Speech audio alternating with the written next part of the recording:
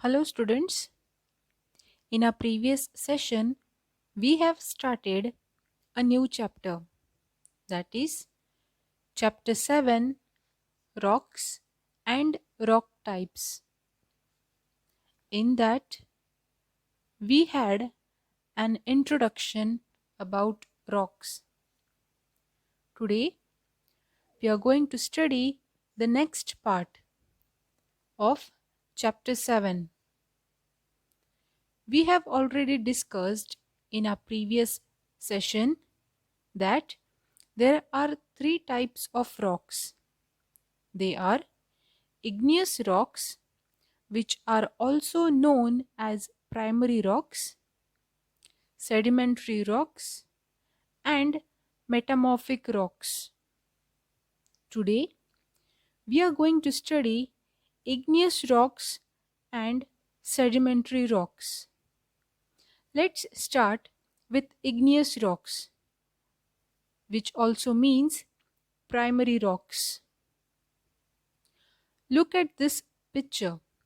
Here we see a lava, that means a volcano which has erupted from the mountain. Now, what's the relationship between a lava and the igneous rock? Let's understand. We have the definition over here that when the molten material known as magma within the crust and lava on the surface cools down, it solidifies, giving rise to rocks. These rocks are called igneous rocks. The definition of igneous rocks can be understood as the outer part of this magma which we see is called the lava, whereas the inside hot part is called the magma.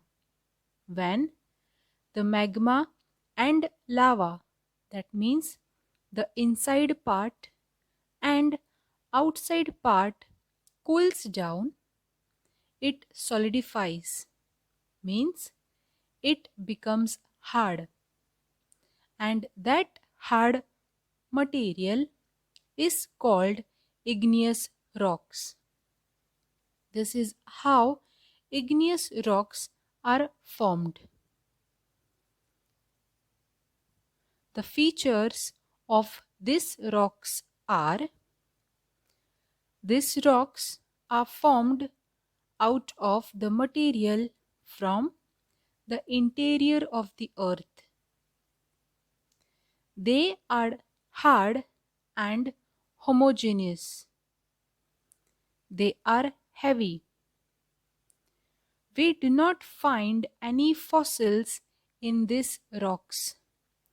Here, fossils means the other material other than the lava or magma.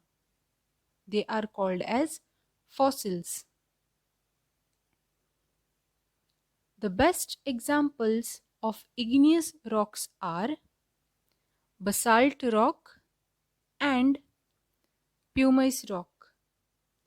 These are the two best examples of igneous rocks. Next, we'll study about sedimentary rocks. Here we see a picture of different types of rocks. Now looking at this picture, we see that this type of rocks are particularly made or formed. That is, they are colorful. Now we will study how sedimentary rocks are formed. Due to continuous variations in the temperature, rocks develop cracks. Similarly, water percolating through rocks dissolves the soluble minerals. This leads to the weathering of rocks.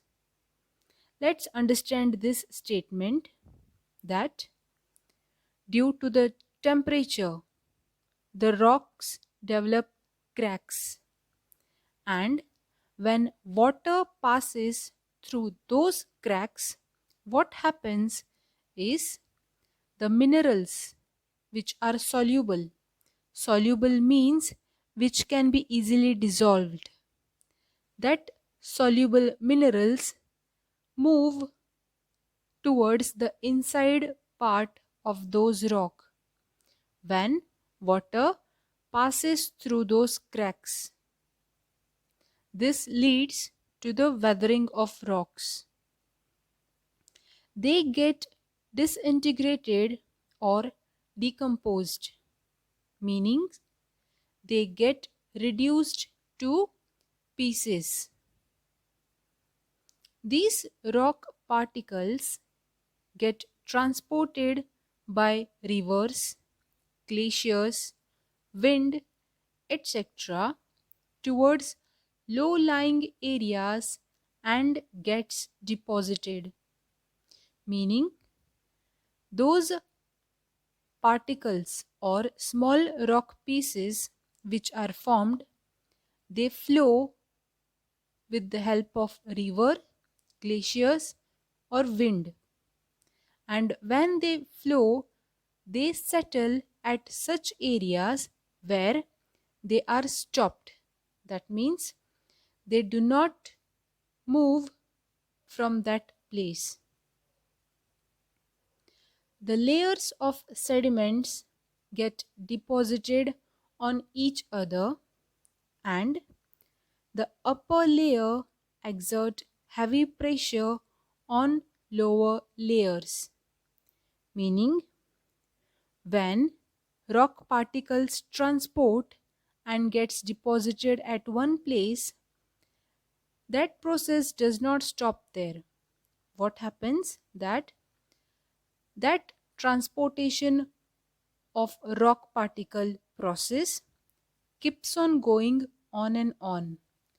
So one layer comes and get deposited at a place.